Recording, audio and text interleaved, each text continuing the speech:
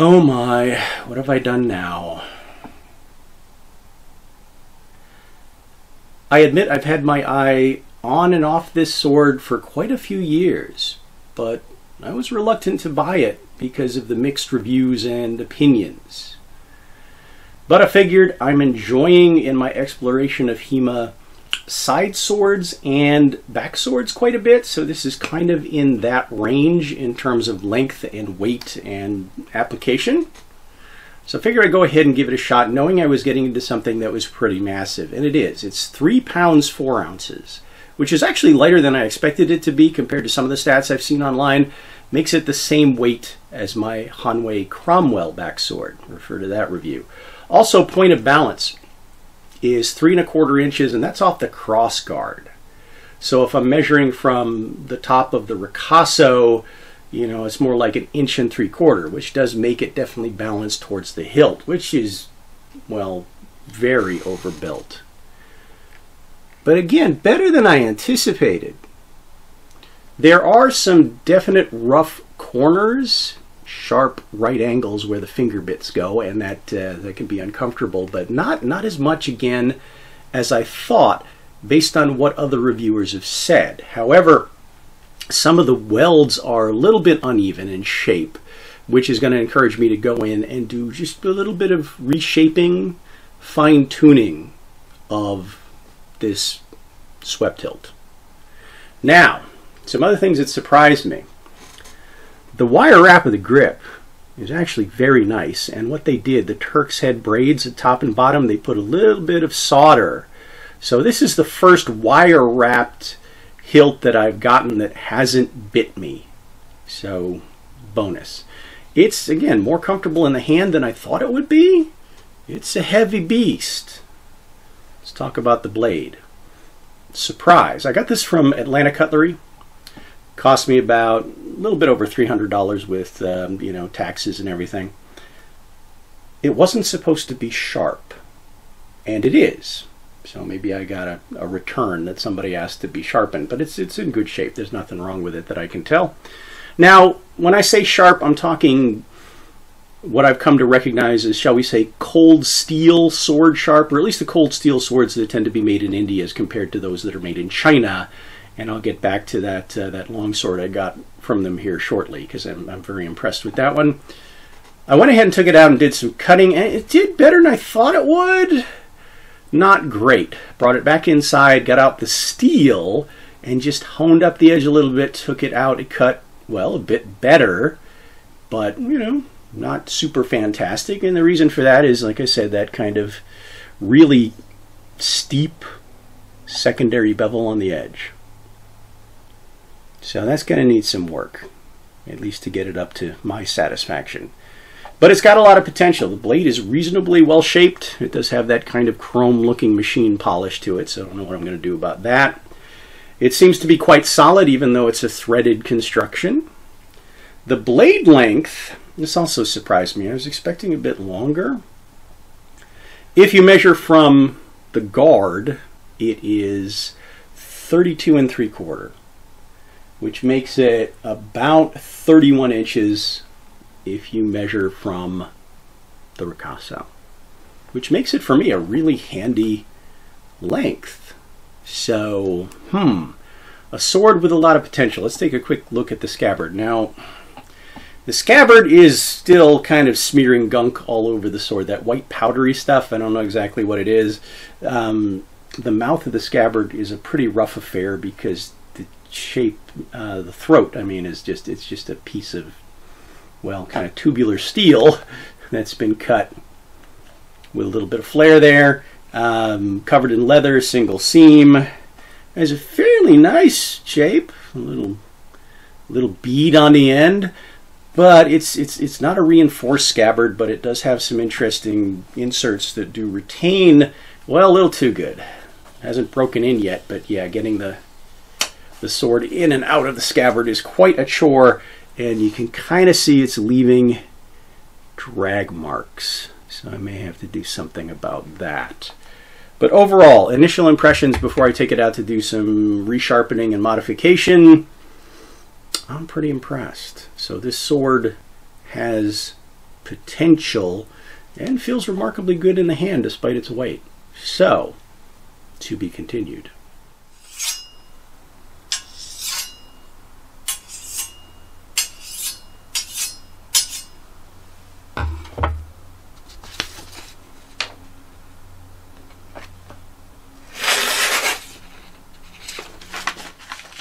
Alright, the Windlass Munich Cut and Thrust Sword Part 2 after some modification. Couple things already improving. First of all, the fit of the scabbard with a little breaking in, it's not nearly as ridiculously snug. However, it is still full of that white powder stuff and getting it all over the blade and everything else. So hopefully that'll eventually all shake out. I am still just a little bit bummed out by the throat being just, you know, kind of cheap tube, not having a better fitting on the end, but, you know, didn't pay a lot for the sword. Does the job. Let's talk about the rest of it. Now, one thing I noticed very immediately on the swept hilt, there are some round parts of it, but most of the edges are very square and have, well, very sharp edges. So when I choke up, put my finger over the quillins into the finger ring, yeah, there's a lot of sharp edges all over the place. So I have slowly started to artfully round them all. I'll probably do even more of this and then polish it out really nicely when I'm done. I might even decide I want to blue or otherwise color this, give it a little bit more character. The wire wrapping still has no hot spots, nothing's come loose, nothing's bit me, so that's very impressive. The pommel, interesting, it's a very massive pommel. I think somebody took it off and weighed it once and it's like a pound by itself. The smoothness of it is really weird. If I don't choke up on the blade so that my hand is in contact with the pommel, it's so smooth it feels like it's rotating freely, and it's not. It's just an odd sensation that it's so smooth. Another odd thing, speaking of that end of the sword, I feel like the D-guard is ending in the wrong place. I feel like it should be more down here.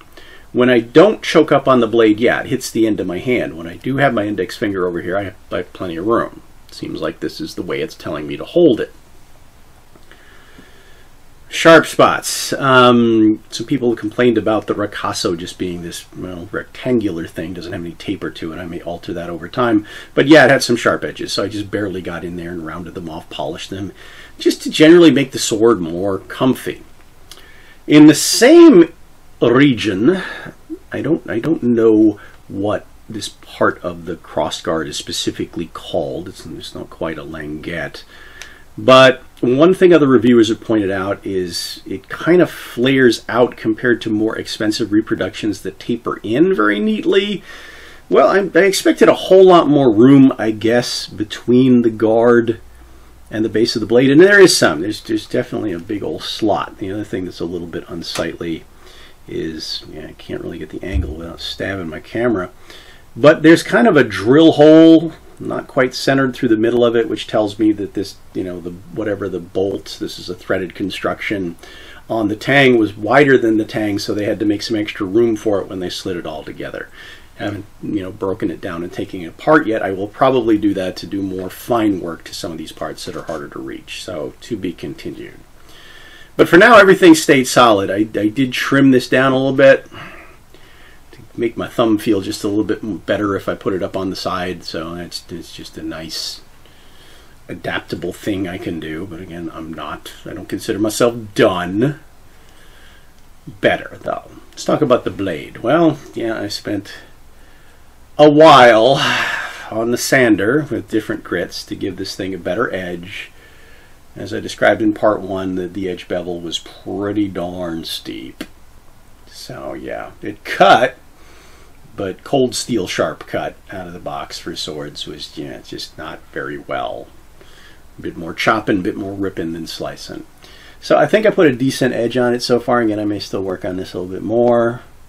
Took quite a bit off, but you know, I was trying not to scuff up the finish with all my different grits. I think I mostly avoided doing that.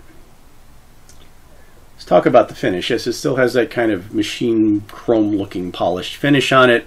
There are, I notice, running my fingers up the blade, a few annoying ripples that almost feel lumpy. but I noticed they're kind of hard to see when you look at the blade. I can feel them more than I can see them, so I guess that's saying something.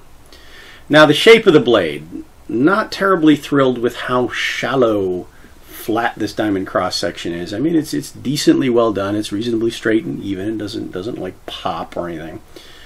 But distal taper, pretty much non-existent. A 32nd of an inch different on my fine calipers between the tip and the base of the blade. So most of the balance is coming from that profile taper. That also makes it flex, well, pretty much evenly through the middle. Now, it's got some flex to it, but it's reasonably stiff. This is their 1065 steel. It's held up to some heavy cutting. What I basically did is I took it out and tried to see what it would do to some pretty seriously thick cardboard boxes, and it did okay. I think I was probably the one that suffered a little bit more until I got some of those sharp edges off. And the sword bit me a few times on this end under impact, but it's not bad. It is heavier. Well, not than I expected. I knew it was going to be heavy. It's a little bit heavier in my comfort zone, but yeah, maybe I'm just being a wimp. We're talking 3 pounds, 4 ounces. But yeah, I'm getting used to it pretty quickly, and I kind of like the way it feels and the way it moves. So it does suit me. As I mentioned in part 1, when it comes to Euro swords, I'm kind of liking basket hilts, back swords, and side swords. Cut and thrust weapons, at least for now with my injury, with some nice hand protection, they just kind of appeal to me. Also, this thing, I can use it like a gen. That's a topic we'll revisit when I get back to comparing styles of swordsmanship across cultures. But until then, for $300, I would have to say I'm glad I took a chance on it. I will probably do more work on it, and you may see it again in the future. But until then, I hope you found this interesting, informative, useful information, and I hope to see you next time.